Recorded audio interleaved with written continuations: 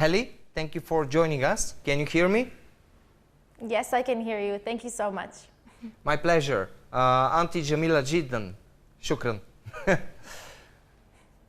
You are not the typical soldier.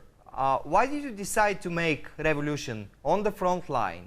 And what kind of message do you send to the world with this battle appearance?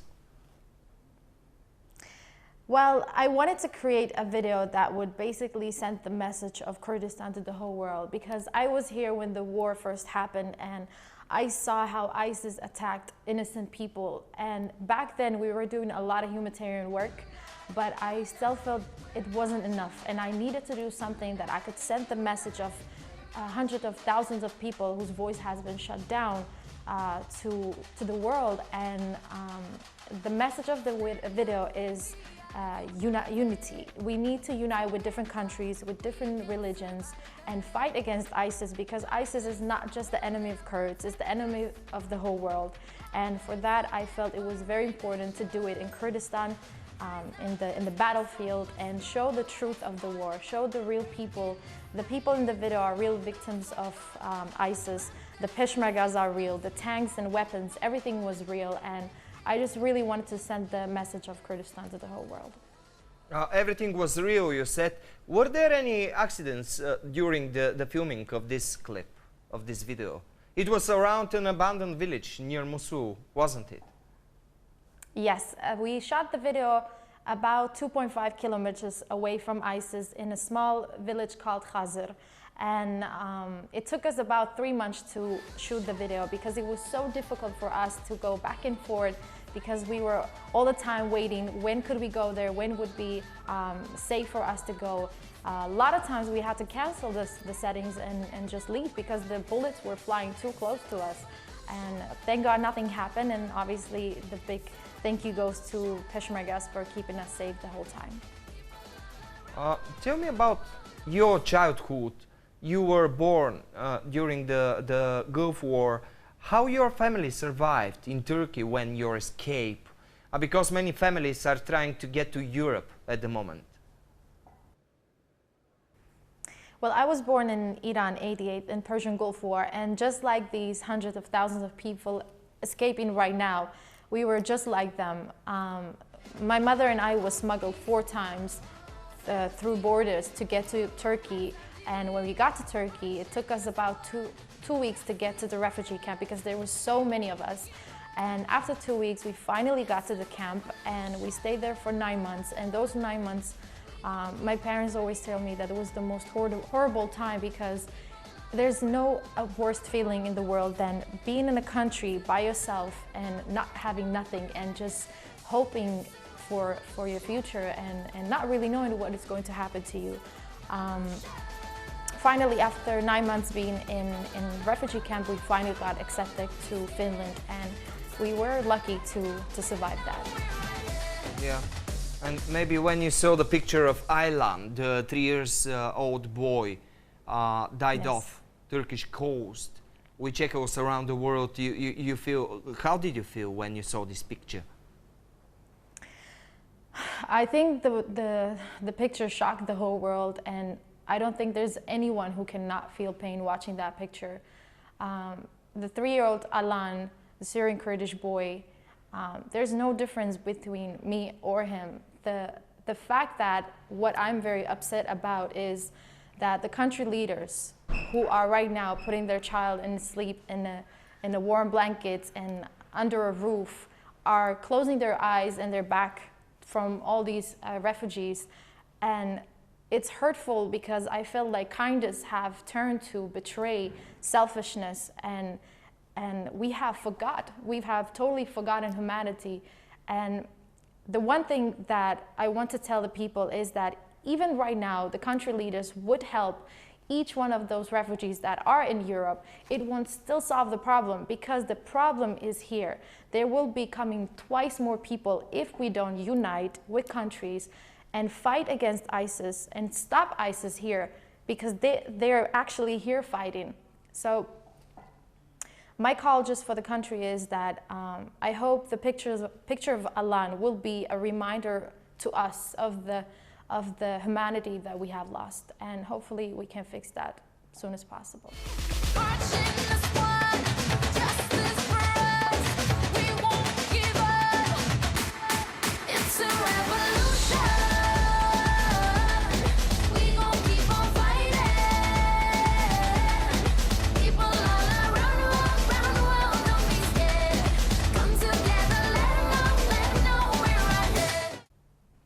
You're doing your art, you're playing, you're singing in a very different circumstances in comparison with your colleagues in Europe or the United States, in the conditions of war. What inspires you? What inspires me is just life and the people who are fighting every day to survive. It can be as normal as a single mother trying to raise their child by themselves, or it can be a student working hard to reach their dreams. I am inspired by people who don't give up and fight till the end. And obviously Peshmergas to me are the biggest heroes, because these are just normal people who have abandoned their life and taken a weapon, and they're fighting in the battlefield night and day, and not only protecting Kurds but the whole world from ISIS. And those things inspire me. Got it. How many threats have you received from Daesh after the release of Revolution? Well, I cannot exactly tell you how much, because they come daily, and I try to not think about it, because I feel like what I'm doing is so much more important. And what ISIS is very good at is spreading fear in people, and what I wanted to do was to spread courage and strength to people. I try to not think about it, and in a way also to me is a privilege to be listed on their most wanted list, because I feel like the message that we have done is as powerful as their weapons, and I think that's more important. And, let me ask you one personal question. You're 26 years old. You're a big star at the moment. You inspire the Kurdish army at the moment. How many bodyguards do you have? I cannot answer to that. I cannot answer to that, I'm sorry. Okay, okay. What would you say to Daesh in this situation? Well, I think I have sent my message to ISIS pretty well, and it's very clear. And darkness will never take us. That's my message to them. Your message. The refugee topic. Let me ask you, it's a big issue in Europe at the moment. What would you say to decision makers here? Because the discussion is so complicated in Europe, in Bulgaria also.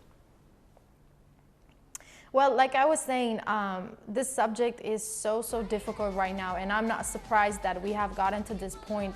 And the reason, like I said, is that because the problem is here. We're not solving the problem here. So that's why we're getting so many thousands, 100,000 people escaping from here, because we're not fixing the problem here. So my message for the decision makers is that you have to come here and solve the problem here, so we won't get more people escaping from here. We've been calling for many years for help, but nobody's hearing us, and now we're at this point, and so many innocent people are killed because of this, and dying because of, and suffering because of this. And I hope that people can just rise up their voice and fight for these people and not turn their back to them. Even their country leaders are turning their back to them, because they are humans just like you and me are.